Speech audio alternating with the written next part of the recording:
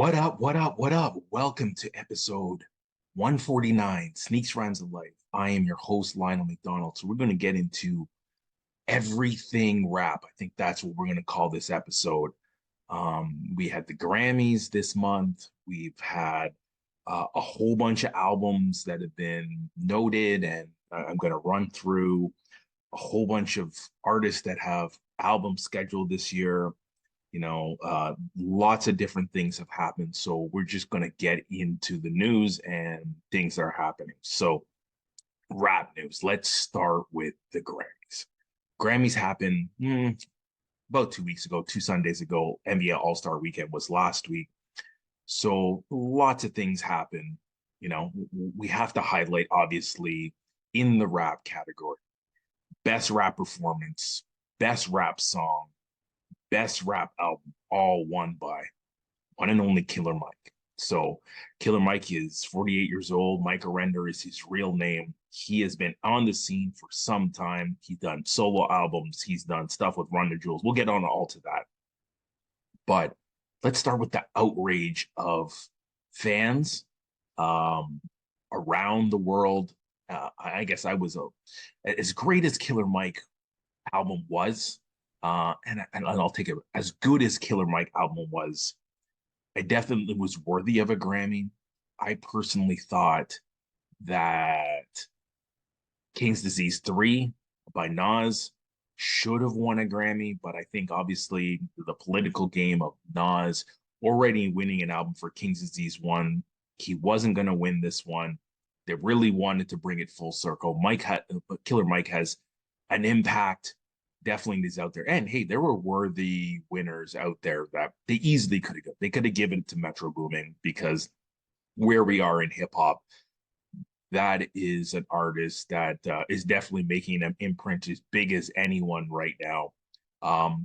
They also could have given it to the I wouldn't even call him a cultural icon. I would say kind of the one of the most trendy artists that are out there, and that being Travis Scott. He's married to a Kardashian, of someone of the Kardashian. He's married to Kylie. He's got a kid. He has produced, some very good music. Everyone thought his album Utopia was the year, but I think in retrospect, we look at Travis Scott. He's been nominated 10 times and hasn't got the dub. It's shocking that doesn't have a Grammy. There is a lot of artists that are whatever you think about or what do you think about Killer Mike, or whatever you think about Travis Scott, because we're talking about Travis Scott right now, there are artists that are not as good as him that have won a Grammy, and he has not. So guess what? Travis Scott did have a performance during the Grammy. I think he was backstage when obviously it was announced. He did perform after I think at least a couple of the awards were announced. And we'll get into how they announce the rap category because I am absolutely outraged. But he took out a little frustration. I think people are still salty a little bit what happened with the Astro World Tour in 2021, where 8 people died. But regardless of the body of work, it could have been an album that could have won. It didn't win. He literally got very upset and raged out on the stage at the end of his performance. That didn't change any voters' minds. Didn't change anything because it was already done. Killer Mike swept the Grammy, and it's so crazy that one artist, and it's not Drake, it's not Kendrick Lamar, it's not Jay-Z, but we had Killer Mike of all artists. I don't even know if this is even, I'm gonna have to do some research and get back to y'all. I don't even know if one artist has ever won these 3 awards in the same night.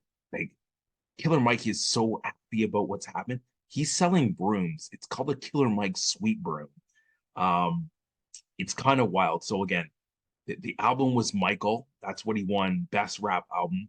Scientists and Elevators, best rap song and best rap performance. And obviously he had Andre 3000 as the feature on there. But now we know Andre 3000 did come out with an album, a flute album, not a hip hop album. Some people are disappointed. Some people were shocked, but it screamed better than many of the artists and the albums that came out in 2023. So let Andre do his thing. He's as creative and unique as we've ever seen anyone in hip hop. And I think if you see the diversity between him and Big Boy in the Outkast days, are you surprised that he's come up with a flute album? I don't think you should be. So that's neither here nor there. But hey, I think that the Grammys took a twist when after all of the third win of Killer Mike, and it's like we are here, we have swept the Grammys. Killer Mike is obviously I have made my mark if I'm speaking in as Killer Mike in the first person.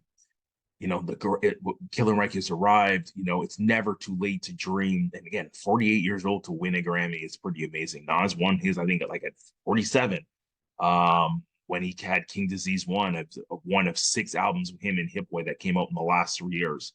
And we still have to get into that episode. I think, we got to do, Cham Tyson, my boy, Anthony Miller. We definitely still got to do a breakdown of King's Disease and Magic 1, 2, and 3 and put them in order. But for those that don't Killer Mike, people are still outraged. It's like you love Travis Scott or you love Metro Booming or you love Nas. Who the hell is Killer Mike? Why the hell did this guy win all 3 Grammys? Some people value the Grammy as a very high award. So let me run you down a little bit of who Killer Mike is. Killer Mike is a rapper out of Atlanta. Killer Mike is a solo artist. He is with LP from Company Flow. He has created the group Run the Jewels that ran through the late 2000s into the 2010s. There is 4 albums. Run the Jewels 1, 2, 3, 4. Ooh La La, Legend. Those are some of the most popular songs that they created. He debuted in 2000 on the Outkast Stankonia album. So again, the South had something to say back in 95, and they still have something to say in 2024. He's appeared all over the world. He signed to Big Boy's Aquemini record when he came up with his first album. His debut album Monster in 2020 or 2003 was well received. It was number 10 on Billboard. So Killer Mike, being in hip hop is and having success is not a surprise. In 2020 or 2012, I think that's when. Sorry, and I misquoted. I said or late 2020 or late 2000s, but in 2012, Run the Jewels with LP from again Company Flow. That was the first album. They made 4 renditions. I think it was 2012. Then I think 2 years later there was another album. 2 years later, and then there was an album, obviously during 2 albums, one right before COVID and one just right after. So 4 renditions of that. Michael is the album that he recently came out in 2023, critically acclaimed. You can play that thing start to finish. I think when you think about Killer Mike is not just an artist that is just a rapper. Killer Mike has expanded his reach beyond hip hop. I think, we think of Killer Mike fighting for social inequities, fighting against police brutality in the South. Talking, adamantly about systematic racism. He's lectured at colleges and universities. So this is not an idiot. This is a smart dude. He's ran for the public representative in Georgia. He didn't win. He's raised awareness and demonstrated, the thoughts and the pieces like that. We can have people run for office that can truly make a difference in the world. So he's been an actor. He's been on South Park. He's been in the movie ATL. He would even had a guest appearance in one of my favorite series of, I wouldn't say all time, but of recent memory. I would say of COVID memory, Ozark. It was the infamous outlet, and it's so funny I use the word infamous as I think about Queens. But there was and I don't want to spoil it too much, but there is in the final season there is a episode that uses the album Illmatic as the background for the entire episode. Probably plays like 6 songs. The producers are extremely fond of Illmatic and decide to partner. And obviously, Nas probably got a bag on the side to be able to use the album. But to give to give hip hop that cultural influence on such a series of time was, I think, unbelievable. And then Killer Mike actually shows up in the episode, so that was cool, in many respects. But Killer Mike is a worldly dude, and continues to do amazing things. So shout out to Killer Mike. I think that the night for me was, and I didn't watch the Grammys. I never do. I was praying that I wake up in the morning and I saw that Nas had won best rap album, but that didn't happen. But shout out to Killer Mike. The night was obviously for me marred because Killer Mike ultimately got arrested on the night that he won 3 Grammys.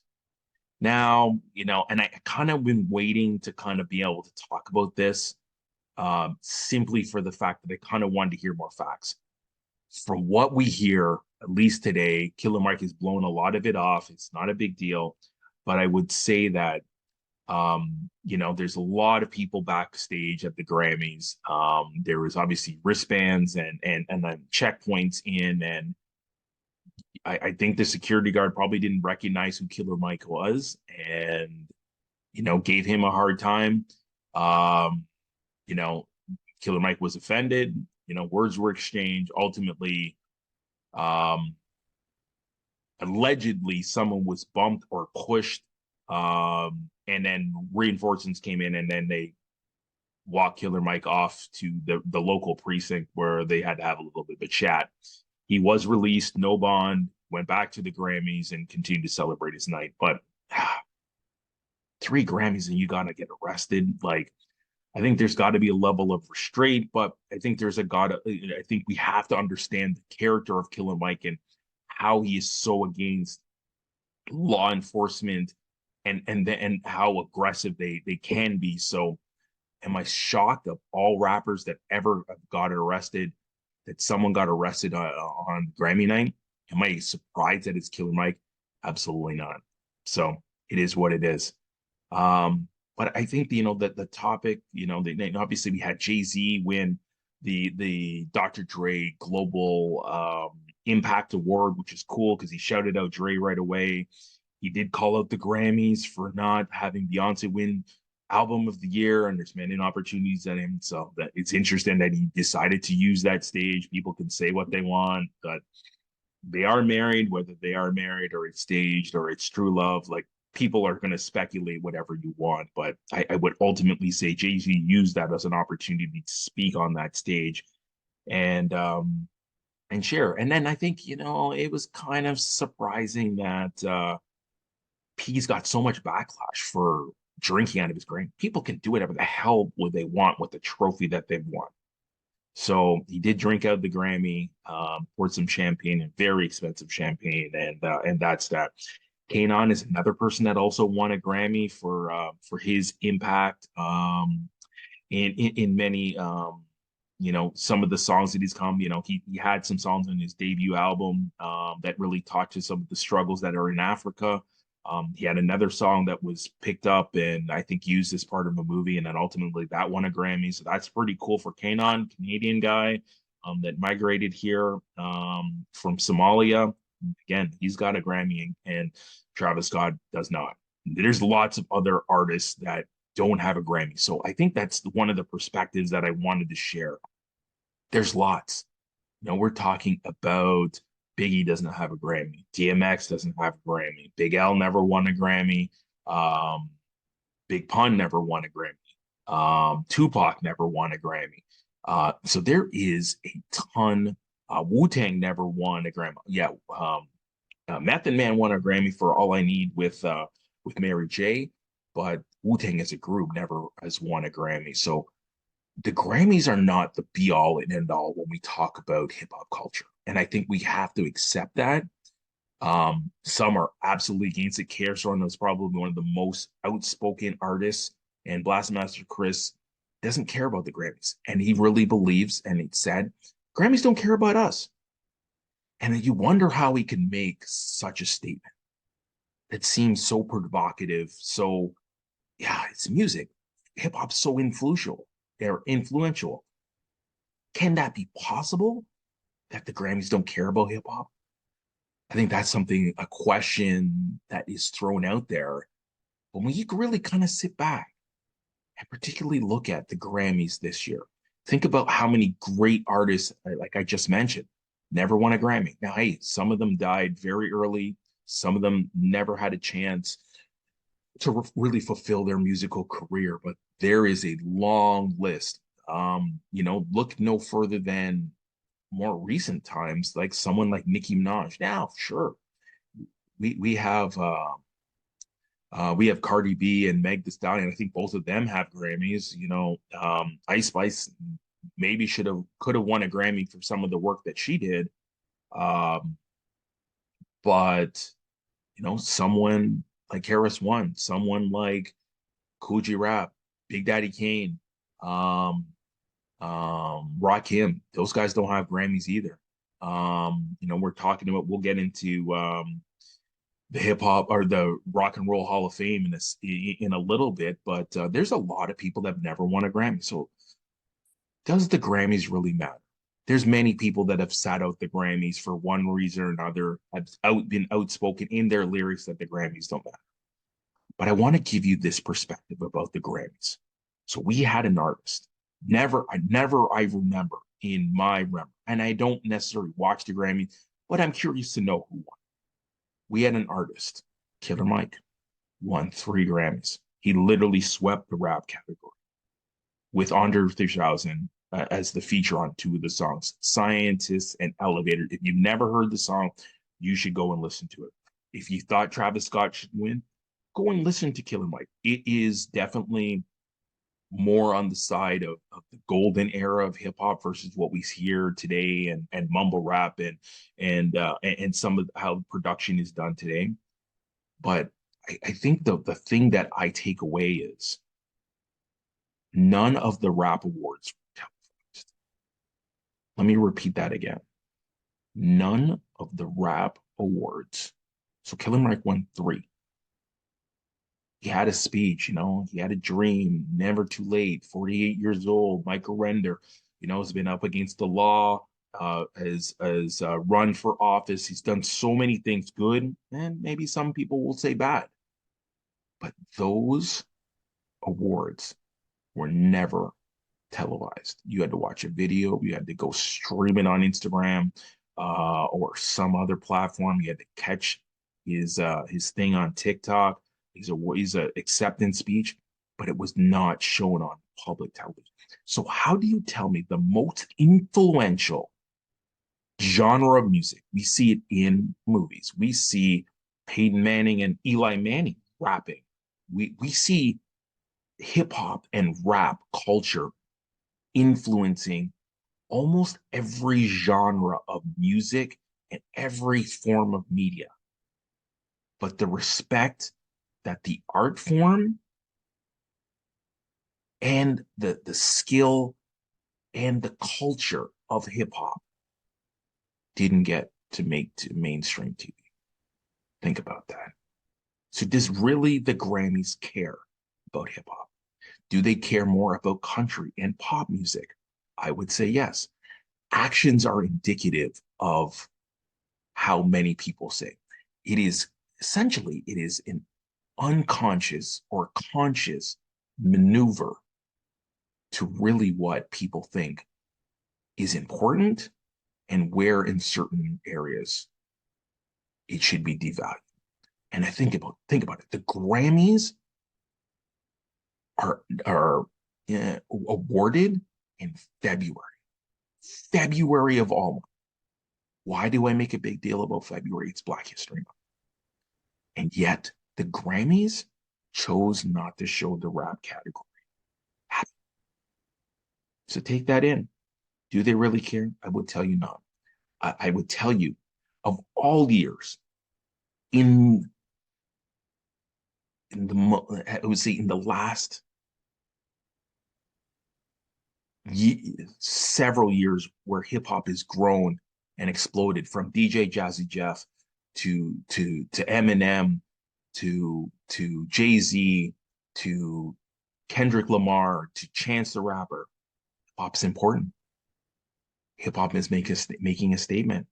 Hip hop is ingrained in culture in not only North America but the globe, and it doesn't get televised. Does hip hop really matter as much? I think you really got to think about that because the actions the Grammys took in not showing the hip hop awards says that it doesn't matter as much as people think it does. So that's one to really chew on and think about. And it's shocking that hip hop was mistreated. And think about it, of all years, and that's the point that I'm getting at, all years, hip hop turned 56 months ago. And yet, in the where they had the opportunity to have the biggest hip hop celebration, and yeah, they did some stuff going into the 50th year, but this is the year that the clock turned and then it's 50. We didn't show the awards of the hip hop. We showed artists performing, but we did not show Killer Mike having his moment. And to me, that's extremely, extremely disappointing. So, but again, the Grammys are the Grammys, and people will have outbursts. So people got mad about Travis Scott. People got mad about Jay-Z drinking out of the Grammy or talking about his wife and saying that she should have won a Grammy for our album of the year. People got mad even at Taylor Swift of all people, and that's normally not my genre or where I'd like to talk about, but they got mad at Taylor Swift for somehow slighting Celine Dion. I think people just get mad about so many different things and want to cancel and do all these things. And Taylor Swift's essentially on the top of the world. You can call it a conspiracy or whatever you want, but hey, her boyfriend won the Super Bowl, part of the Kansas City Chiefs, and they had struggles, but they overcame and won 3 Super Bowls in the last 6 years. And now they're in the middle of their own dynasty. But people just get mad about a lot of different things. And it is what it is. So we're going to flip the script now. So that's the Grammys. I really had to get the Grammys off my chest and kind of break it down and talk about all the different things. And so let's talk about some things. So far in 2024, we've had a few good albums. So we've had Benny the Butcher, Everyone Can't Go. We've had Kanye drop finally Vultures Volume 1. Apparently there's 3 volumes. So Ty Dolla $ign is on the album. I would tell you it's mixed reviews. Like it's not some of the albums that Kanye has released. It's better than the Choir album. I wouldn't say that it's better than any of his first 5 albums. I didn't love 808s, but a lot of people do. But uh, it's an album that's out there, and Kanye is back in the limelight. Hey, he's not selling his Adidas shoes like he was, and I think they're done. They're going to get rid of the last carryover pairs, and that will be that. But Vultures 1, there will be many guest features on Vultures 2 and 3, so it'll be interesting to how that arrives. But hey, Kanye has gotten to #1 in the charts, so hey, hip hop matters to a certain extent in certain areas, but that's for the heads.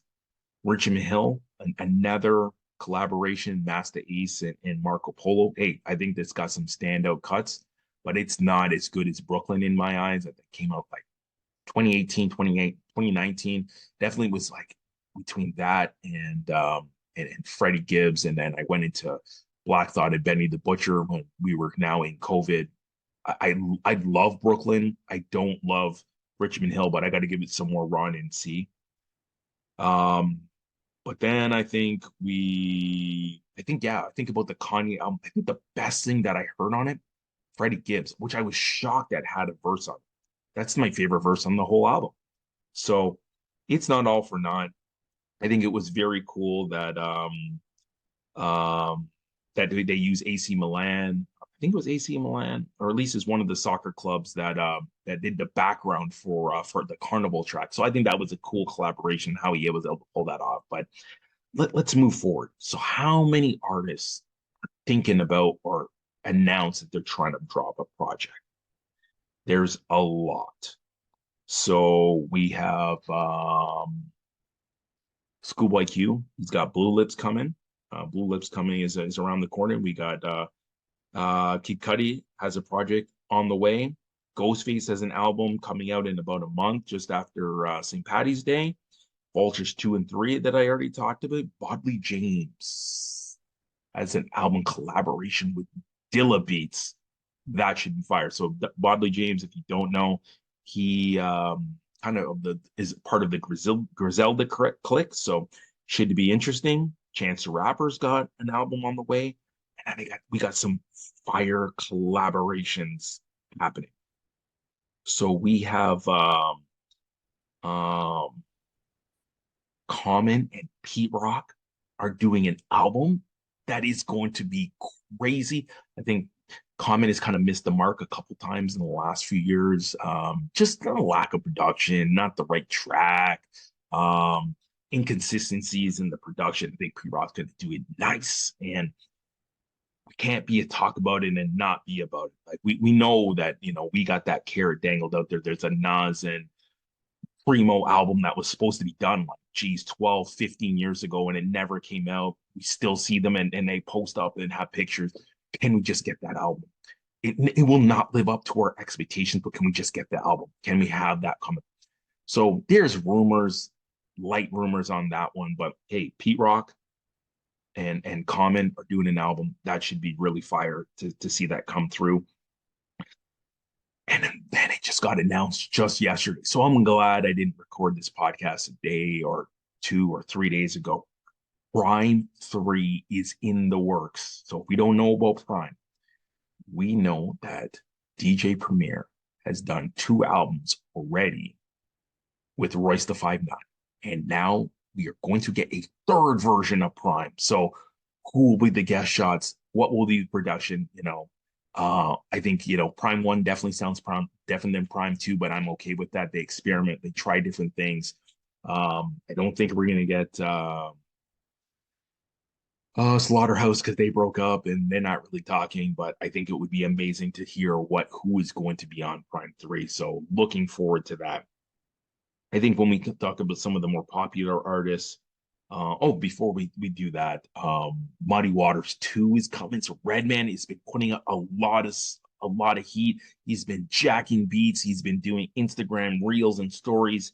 It'd be really interesting to see Redman come out with Muddy Waters 2. So looking forward to that one. When we look at the popular people, we got definitely the Carter 6 is coming out from Lil Wayne. Ice Spice is dropping another album, so we'll see what that means. Conway's got an album. Meg Thee Stallion's supposed to drop. Meek Mill's dropping an album. Future and Metro Boomin is dropping an album.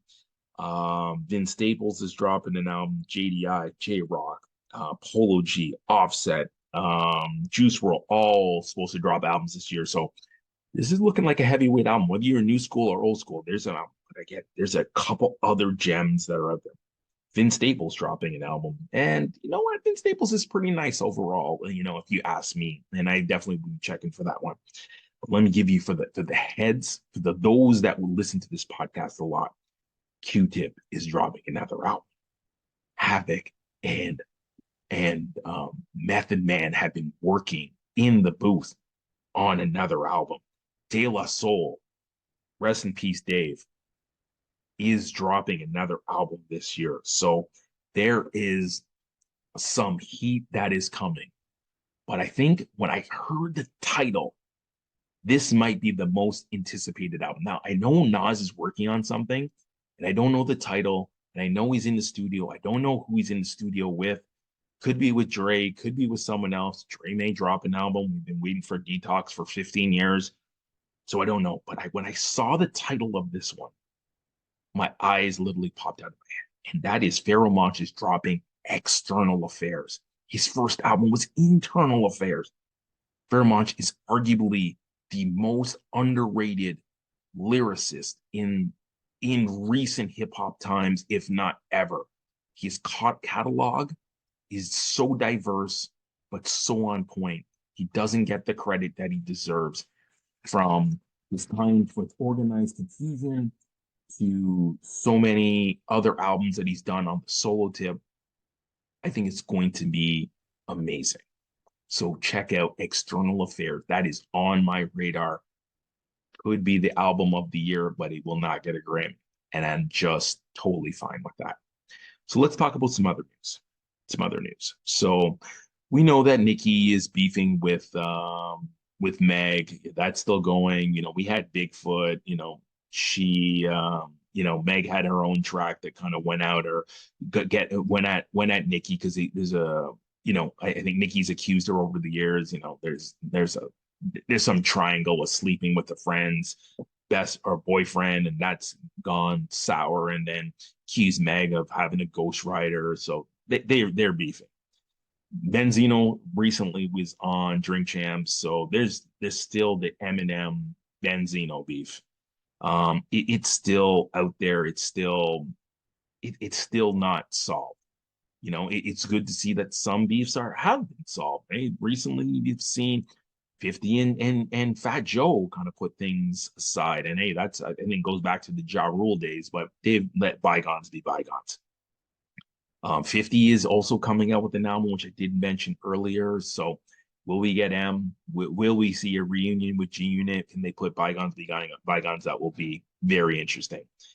And I think, when we kind of talked about Grammys, it's so funny to hear that it's just not the old school guys that haven't won Grammys. Mac Miller never won a Grammy. J. Cole still hasn't won a Grammy. I mentioned Nicki, Pusha T. These guys all have one. And you can believe Snoop Dogg's never won a Grammy? Yeah. So there's the Grammy thing, but I think the biggest beef that kind of came out, and my boy Mos Def, I think he's on the wall behind me, with Black on Both Sides and Black Star. He made some comments recently in an interview about Drake. Drake is the most popular artist that's out there, but Drake is not a representation of hip hop. And then you know what? I don't know why. I think he should have just stood on his word. If that's what he believes, and that's what he thinks Drake is, so be it. If Drake fans don't like Yasin Bey or Mos Def, that's okay because you're probably not having a Drake fan listen to also old school Black Star or Yasin Bey, or we're not listening to the Miracle podcast that he has with Chappelle and Talib Kweli. It's totally fine. Like, let it go. But he decided to walk back his comments, and he wanted to give Drake his utmost respect. And I don't think he really meant to offend anyone. And that's how he decided to get down. And hey, that's is what it is. He decided to apologize, and he apologized. So I would love to stand on his word and say, hey, you know what? I'm not apologizing. That's my opinion. And it's okay if Drake is mad. Drake wants to beef. Drake wants to make a diss song. Like, we never heard Drake talk about it, but I don't think there's going to be a beef because he walked it back. So, hey, I wish he just stood on it and just left it the way it is. Don't like Drake because there's a lot of people that don't like Drake. And I think it's totally fine. His music is not for everyone. Drake is more popular music than he is hip hop. And I think that was kind of the quote. And that rubbed a lot of people the wrong way. In the hip hop genre, that is also sometimes crossover pop, Drake is the don. Drake is downloaded and had more songs, other than Eminem. And, I think it's going back and forth who is at the top. But I think, there is no reason to walk that back. But I can't speak for the man. He walked it back and call it a day. So the last thing I wanna kind of get into. So there are a lot of different concerts that are happening post Hip Hop 50 celebration. So yes, we know that Drake's going on tour with J. Cole. It's already happening. Danny Brown is on tour. Busta Rhymes is doing a tour. I know he kind of, he jumped on the what was that? What tour was that last? Oh, he jumped on the 50 tour last year, which was cool. Busta Rhymes didn't have his rightful set, so he's got a new album out. He's on the tour. I don't like the album.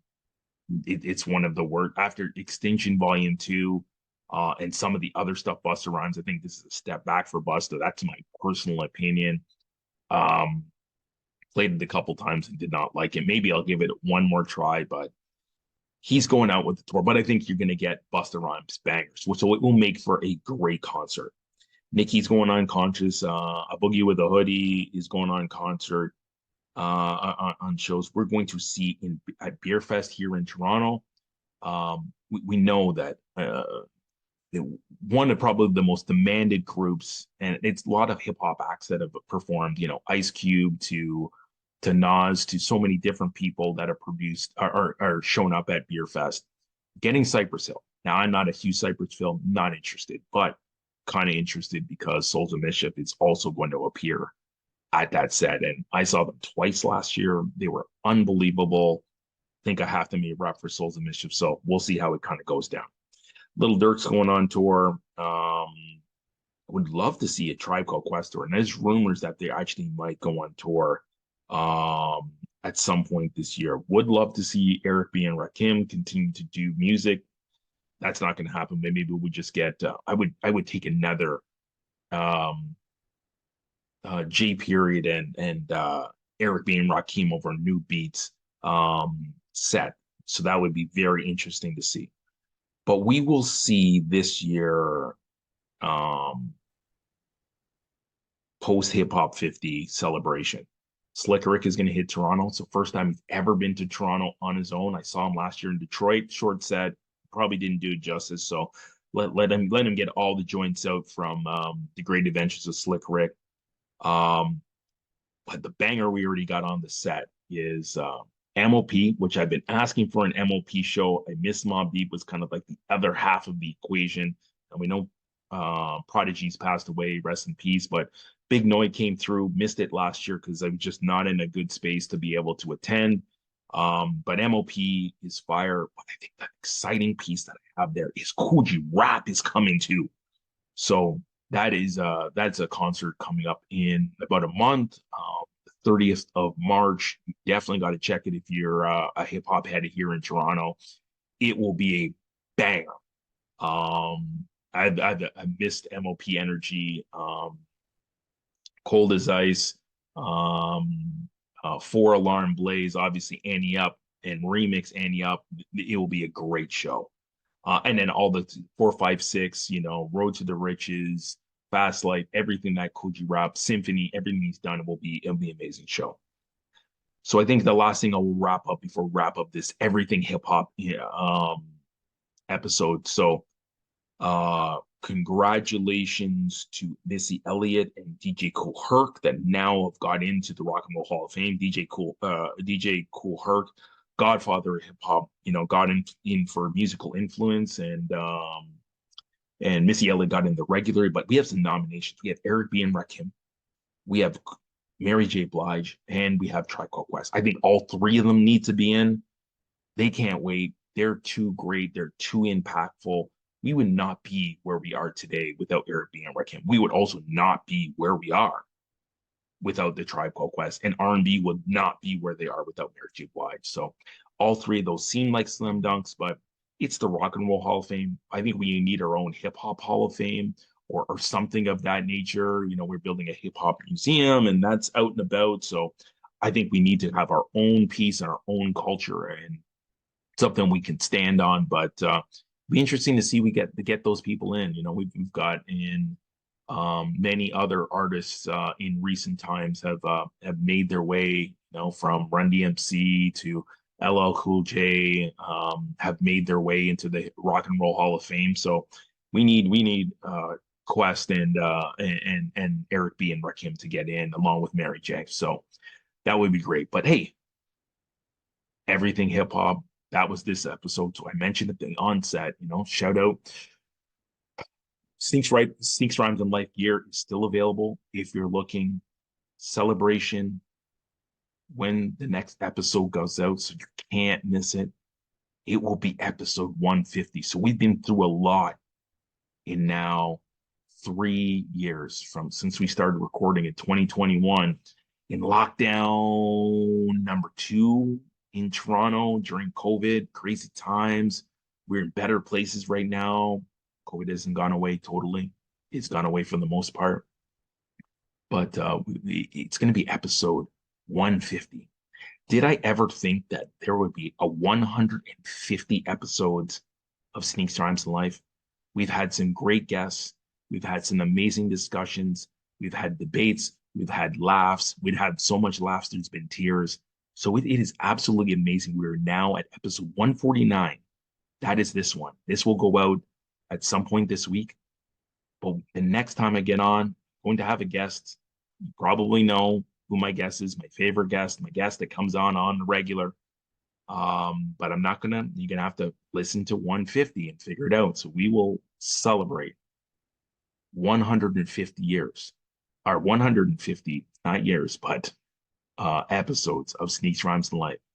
Shout out to my wife who did the art. For those watching on YouTube, you could see it. You see that's the logo. My wife created that. Shout out to my brother-in-law, Chris, who has made the intro. Shout out to all the listeners from Dan to Andy to many of my friends in Canada, in the US, in the UK, in Europe that have all listened to this episode. Thank you for all the guests that have come on in the first 149 episodes, from OC to Danny O to my boy PK, to Karen, to King Champs, like you name it, Studley, my boy Nick. We've had guests that have been on multiple times, Ramona, um, uh, many of my friends like Faraz, who's been on. Yeah, there's been so many people. My girl, EB, um, 5 6 sneaker chick has been on a few times. We've had breakers, we've had rappers, we've had so many different people. We've had, and obviously countless sneakerheads I've kind of graced through, from Sean Go to many of my friends in the U.S. to Gabby Gonzalez that works in the U.S. and in the sneaker resale game. Like, there's been so many people that have come on this podcast, share their insights, share the wisdom. We've had concepts from Women's History Month, the Black History Month. We've talked about we've talked about sports. My boy Jay came on. We talked about the NFL draft in one of the episodes. Amanda Ruler came on, and we talked about sports and life, and that was one of the great life episodes in the onset of the early podcast. We've struggled with so many recordings. We're in a better space now. We have a better mic. We're just doing things in a whole new way. Yes, we've taken breaks. It's been an up and down navigating a podcast, but navigating a family and work and the gym and trying to hoop and play football and all the different interests that I have. But I'm going to cut it there. But it's amazing that I've kept this podcast going. It's been a tremendous outlet. I appreciate every single person. I think we're almost at 5K of people that have listened to this podcast at one point or another. Dan, you're my number one fan. You've listened to almost every episode, so a shout out to you, special shout out to you. But I truly appreciate everyone that's invested, bought merchandise, given back to the brand, the podcast, because it's fun. We talk about fun stuff. We occasionally cuss because we need to.